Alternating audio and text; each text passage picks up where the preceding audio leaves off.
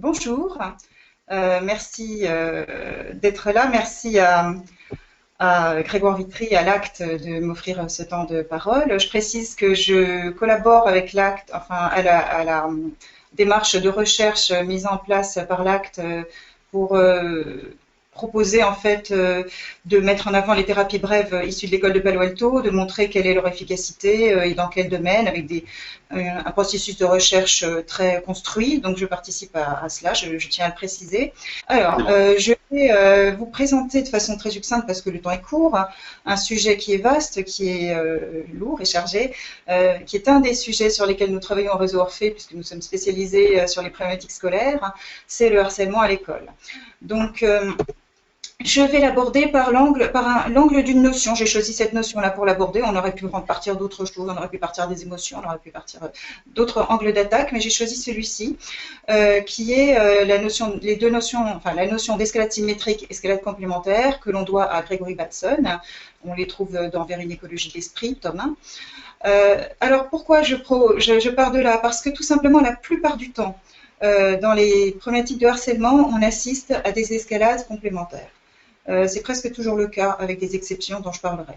Donc, pourquoi cette escalade complémentaire? Eh bien, tout simplement parce que lorsqu'on est en fait harcelé par quelqu'un, lorsqu'on est maltraité, on croit qu'en étant de plus en plus gentil, de plus en plus soumis, de plus en plus docile, de plus en plus conciliant, de plus en plus serviable, de plus en plus discret, voire de plus en plus invisible, on arrivera à faire en sorte que le harceleur se calme et devienne respectueux, voire sympa. C'est une erreur, et qui est nourrie d'ailleurs souvent par l'attitude du harceleur, qui peut laisser croire qu'effectivement, tiens, quand on s'écrase un peu, il redevient sympa. Mais c'est faux, puisqu'il profite simplement de ce tout petit temps de latence pour donner l'illusion que ça fonctionne, et ensuite repartir de plus belle dans une escalade de la violence. L'escalade complémentaire, c'est donc ça, Gregory Bateson explique bien que c'est un mécanisme où deux interlocuteurs, ou alors deux pôles de la relation, ont des comportements opposés et complémentaires. D'un côté, il y a la domination, par exemple, c'est un exemple. De l'autre côté, la soumission. C'est le cas dans le harcèlement. Donc, il y a aussi un autre type d'escalade, je le décris rapidement parce qu'on en parlera quand même, qui est l'escalade symétrique. Et là, dans l'escalade symétrique, les deux pôles de la relation, les deux interlocuteurs, ont exactement le même comportement, ou des comportements similaires. Et dans ce cas-là, on croit au contraire, quand on est pris là-dedans, que c'est parce qu'on n'en a pas encore fait assez, en allant encore plus loin que l'autre, en criant encore plus, ou en s'armant encore plus que lui, qu'on n'a pas réussi à stopper en fait la violence de l'autre. Donc on est pris dans une escalade qui monte en puissance, qui va jusqu'à l'explosion du système. Dans les deux cas, on aboutit à l'explosion du système, c'est-à-dire à quelque chose qui peut être très dangereux. Alors, effectivement, aujourd'hui, je vais approfondir un peu le cas de l'escalade complémentaire, puisque c'est le cas de figure le plus courant. Et le cas de figure le plus classique donc, que nous rencontrons, nous, dans les problématiques de harcèlement, c'est lorsqu'il y a escalade complémentaire et que notre client, c'est l'enfant harcelé. Je précise, pour ceux qui ne connaissent pas bien l'école de Palo Alto, je ne sais pas, il paraît qu'il y a une partie des personnes qui assistent aux conférences qui effectivement ne sont pas familiers des notions, que le client, ce qu'on appelle le client, c'est celui qui est prêt à payer le prix du changement. Puisque l'école de Palo Alto travaille de manière systémique, on regarde dans le système où est le meilleur levier du changement et on regarde où est la demande en fait. Le meilleur levier du changement, c'est là où il y a une demande, là où il y a une demande de changement. Donc dans une problématique de harcèlement, très souvent, les tentatives de solution habituelles des institutions, c'est d'essayer d'impacter l'enfant harceleur. Donc on va le punir, on va lui faire la morale, le sanctionner, l'écarter, mais lui, il n'est pas du tout client en fait, il n'a pas de problème, tant qu'on ne lui en crée pas, du moins, tant qu'il ne se découvre pas un problème, il n'en a pas dans le harcèlement qu'il entretient avec l'enfant harcelé. En revanche, l'enfant harcelé a un problème, il souffre. Mais ça ne veut pas dire qu'il est client, puisqu'il se sent dans un premier temps totalement impuissant. C'est bien pour ça qu'il est harcelé. Lorsqu'on est harcelé, on se sent impuissant. C'est ce qui est très douloureux d'ailleurs. Donc il est d'abord plaignant, comme on dit. Et il va falloir effectivement utiliser la communication stratégique pour le clientéliser, le mobiliser. Et là, c'est le thérapeute qui utilise une communication stratégique avec l'enfant pour lui montrer d'une part qu'il peut avoir un pouvoir sur l'interaction, que c'est possible. Alors ça peut passer par des méthodes différentes, ça peut être selon l'âge de l'enfant évidemment, ça peut être en lui racontant simplement quelques petites histoires d'enfants qu'on a accompagnés pour lui montrer comment on travaille, ça peut être en lui proposant d'emblée une solution pour voir comment il réagit tout en lui disant que c'est bien sûr beaucoup trop tôt pour qu'il la mette en place et que d'abord voir tous les risques qu'il y a à faire ça, freiner immédiatement après avoir proposé. Bon, il y a plusieurs manières de le faire. Ça peut être aussi en lui disant qu'il n'a pas le choix, parfois dans des situations où il faut être un peu plus brutal. Bref, ça dépend vraiment de l'interlocuteur. Mais il faut pouvoir lui montrer que c'est possible, en tout cas, que son horizon des possibles s'élargisse et qu'il se dise, moi je peux finalement avoir un impact sur la relation, même si pour le moment je ne me sens pas prêt, mais c'est possible. Dans un deuxième temps, il faut l'amener à être prêt à ça sur le plan émotionnel, hein, parce que être client, c'est donc être capable de payer le prix du changement, et le changement, ça se paye toujours en risque, en renoncement, en inconvénient. Tout changement se paye. Et donc, il y a une personne qui était intéressée par les émotions, tout à l'heure, Grégoire, tu disais, et effectivement, gérer les émotions, nous, on doit gérer les émotions de ces enfants qui arrivent avec des peurs, de la peur, de la honte, grande angoisse, et on leur demande en plus de faire un effort, on leur demande de porter le prix du changement. C'est très lourd, donc il faut absolument qu'on travaille sur ces émotions-là. Une des émotions très grandes qui est la peur du risque, puisqu'ils se disent non mais c'est pas possible, je ne peux pas me confronter à ce harceleur, il est trop puissant, il est trop validé par les autres. Donc déjà, l'aider à traverser ça en imaginant avec lui, bah tiens, si tu faisais ça, qu'est-ce qu'il ferait exactement, et en essayant de concrétiser au maximum les interactions, et en lui demandant éventuellement d'imaginer ça sans le faire, surtout en freinant vraiment pour qu'il ne le fasse pas, et de faire tout un travail en amont, comme on fait en thérapie brève, en cabinet, pour se confronter à sa peur, et peu à peu la voir diminuer d'intensité.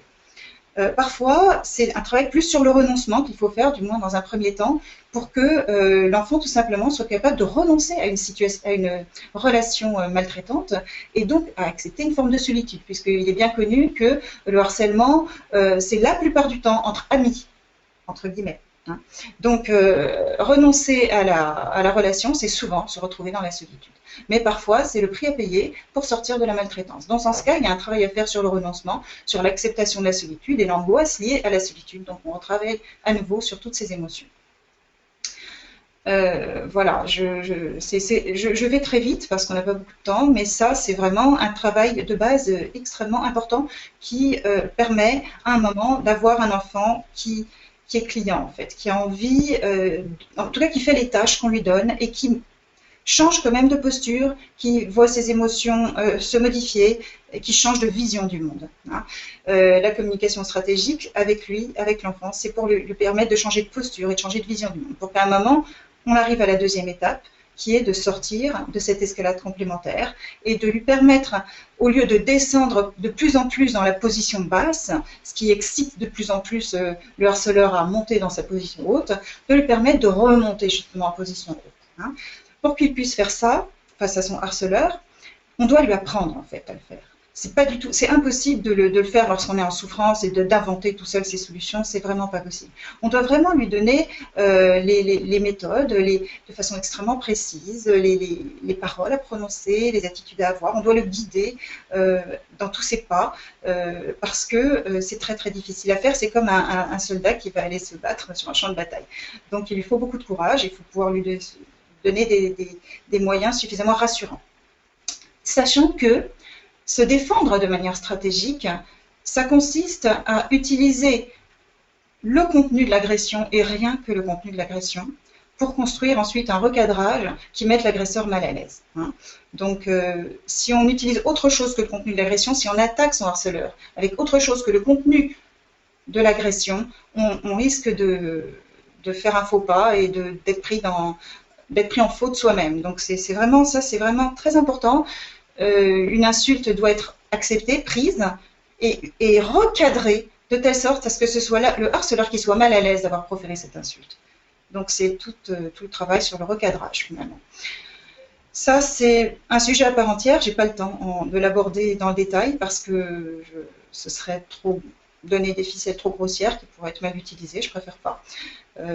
Alors, Par ailleurs, pour l'aider à sortir de l'escalade complémentaire, eh bien, il faut parfois tout simplement, comme on l'avait dit, l'aider à renoncer à la relation. Parfois, c'est un mixte des deux, hein, de toute façon.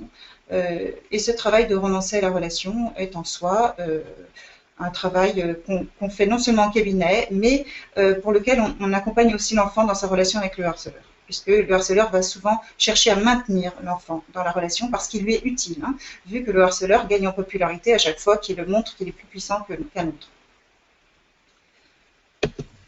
Alors, ça, c'était mon cas de figure le plus classique. Ensuite, il y a un cas de figure qui est assez fréquent quand même.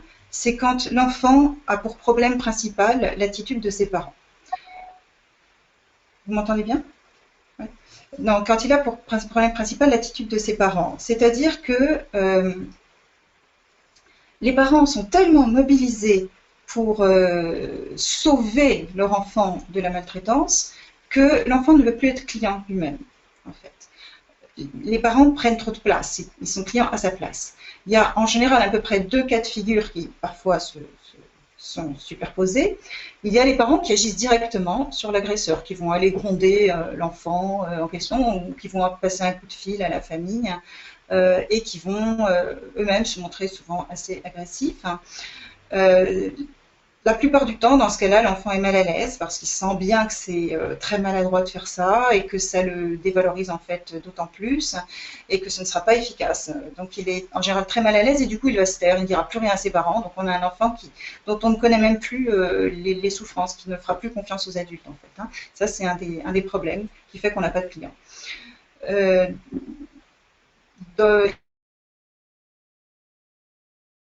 Que ça ne marchait pas, que l'enfant en arrive à compter systématiquement sur ses parents, sur les adultes en général, pour le sortir d'affaire.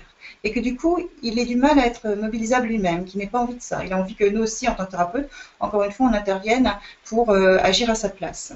Bon, évidemment, les parents qui viennent consulter avec leurs enfants, en général, viennent parce que justement, ça ne marche plus tellement, ce genre de solution. Mais parfois, non. Parfois, ils ne sont pas à bout de leur propre solution.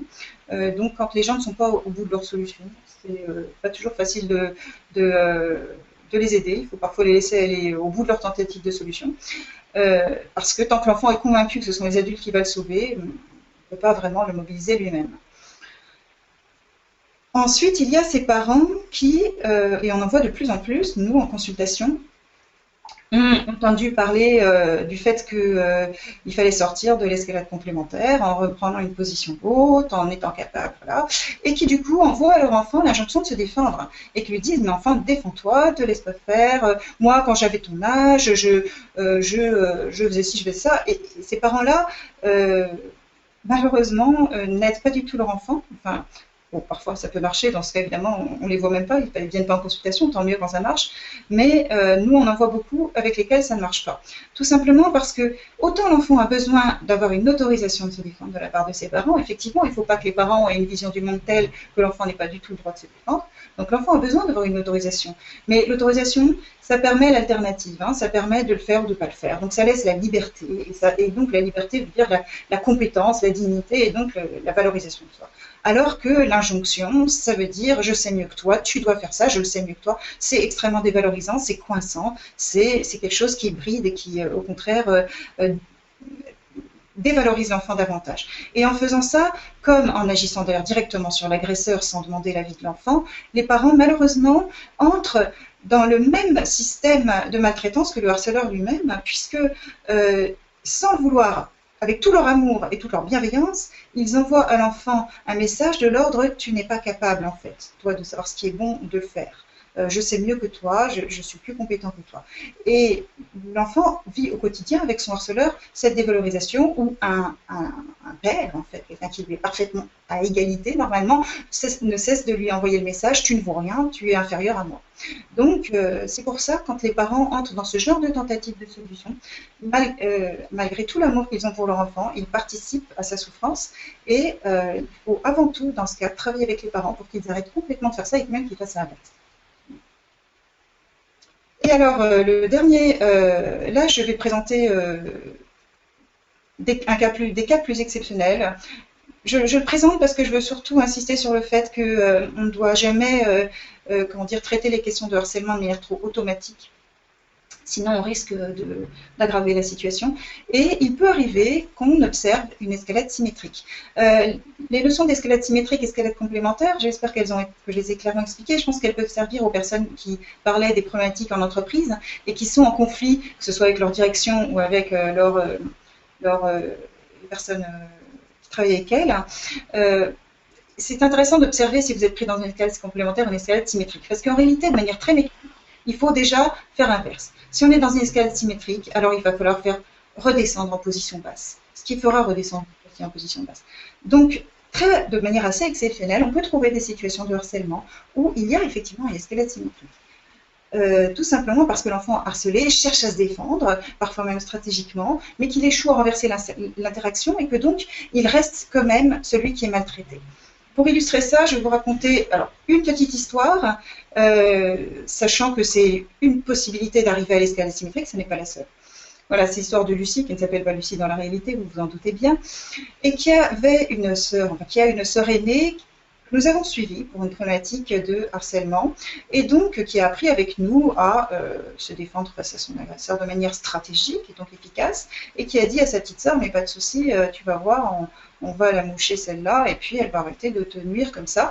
Et donc il a commencé à imaginer avec sa petite sœur des bonnes manières de contrer la harceleuse, qu'on appellera Manon, pour faire vite. Et du coup, Lucie était entrée dans une telle escalade symétrique avec Manon que les garçons de la classe s'amusaient à compter les points, en fait, entre elles, sauf que c'était toujours Lucie qui était perdante. Hein. Donc, elle n'y gagnait pas grand-chose, et surtout, elle se retrouvait très isolée, parce que Manon avait par ailleurs beaucoup de charisme, et entraînait un peu tout le monde avec elle, et Lucie se retrouvait de plus en plus isolée. Il faut savoir que Manon maltraitait Lucie en médisant d'elle, essentiellement, en disant qu'elle était pas fiable, qu'elle racontait des cracks, que c'était une menteuse, qu'elle cherchait à profiter des gens, ce genre de choses. Et pour sortir de cette interaction, de cette boucle-là toxique dans laquelle elles étaient prises toutes les deux, il est évident que comme on voyait que Lucie avait fait déjà pas mal de choses pour se défendre, il fallait, et qu'on était dans une escalade symétrique, il fallait absolument un moment qu'on redescende en position basse. Hein. Et pour arriver à comprendre en fait ce qu'il fallait faire, il a fallu remonter vraiment à une sorte de scène originelle entre Manon et Lucie, qu'il a fallu chercher par un questionnement stratégique assez long avec Lucie, parce qu'elle n'avait pas trop envie d'y revenir, comme c'était quelque chose qui la mettait mal à l'aise. En fait, à peu près un an avant cela, Manon, lors d'une petite réunion avec les copines, avait dit à toutes les copines, en regardant Lucie dans les yeux, je me demande dans le fond si je préfère pas les filles. Et Lucie avait pris un air horrifié, dégoûté, enfin ça lui avait fait peur, et ensuite tout ça avait été oublié, pas si oublié que ça sans doute, et c'est progressivement à partir de ce moment-là finalement que Manon est devenue maltraitante avec Lucie. Donc une fois qu'on a pu avoir cet élément-là, on a tout simplement demandé à Lucie d'aller s'excuser en fait au sujet de cette scène, et de le dire à Manon, et de dire je comprends que tu me craignes, et je voulais simplement te dire que je ne suis pas fière de ce que j'ai fait ce jour-là. Dans ce cas, ça a suffi à calmer Manon complètement, ça a bloqué. Voilà. C'est une histoire bien spécifique, je n'aime pas qu'on généralise, je n'aime pas qu'on plaque des solutions toutes faites, donc je précise qu'il s'agit d'une histoire bien spécifique, et je conclurai en disant que finalement il faut faire très attention à la rigidité des protocoles, il faut toujours garder toute la finesse de l'investigation du problème telle que la grille d'école de Palo Alto nous apprend à le faire, avec une approche anthropologique très précise de la situation des personnes, de quoi les interactions sont faites, en passant par l'étude des séquences comme on en parlait tout à l'heure. Et pour finir, je crois que je suis dans les temps, j'espère. Voilà, le réseau Orphée reçoit de plus en plus de demandes sur tout le territoire français, parfois même en Suisse. Et donc, en fait, je voulais profiter de cette intervention pour vous dire que si vous êtes intéressé par les problématiques de souffrance scolaire et par notre manière de travailler sur les questions de harcèlement, de décrochage, d'apprentissage problématique, de phobie scolaire, problématique des enseignants aussi en souffrance, vous proposez de vous former, ensuite de vous adresser aux patients, parce qu'il y a des zones sur lesquelles nous ne sommes pas représentés. Voilà, nous ne sommes pas représentés. Et ensuite, bien sûr, nous supervisons vos premières situations pour vous permettre de vous sentir à l'aise, et puis nous continuons à échanger toutes nos pratiques avec vous dans un lien permanent. Donc si vous êtes intéressé, n'hésitez pas à nous rejoindre, j'ai mis les coordonnées. Et voilà, je vous remercie beaucoup de votre attention. Merci encore à Grégoire et je reste à votre disposition pour répondre à vos questions.